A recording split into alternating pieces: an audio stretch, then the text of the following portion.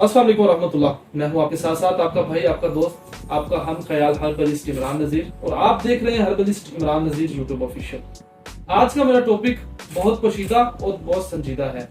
ऐसे मर्द हजरात जो कि औलाद पैदा करने के काबिल नहीं है, सीमन रिपोर्ट करवाई है, सीमन 00 है या है बहुत कम है, मादा मुनैया के अंदर पसल की मिकदार ज्यादा है जिससे क्रिएटिनिन बढ़ जाता है और औलाद पैदा करने वाले जिस्म डाउन हो जाते हैं, पसल दिन ब दिन ऊपर जाते हैं। उनके लिए बेहतरीन एक फार्मूला आपको बताऊंगा, घर बैठे इस्तेमाल करें। अपने दोस्त, अपने हम ख्याल हर्बलिस्ट इमरान नज़ीर को दुआ में याद रखिए। जुल्द बदस्तर है, इलाज मुआवजे में हर चीज जायज होती है।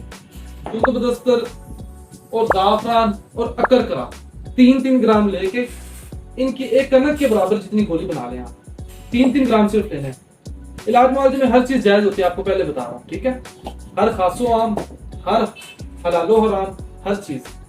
और इस चीज की मुसलमान को भी इजाजत दी गई है कि इलाज मुआवजे में हर चीज, जिस चीज से अगर आपको शिफा हो सकती है वो आप यूज कर सकते हैं।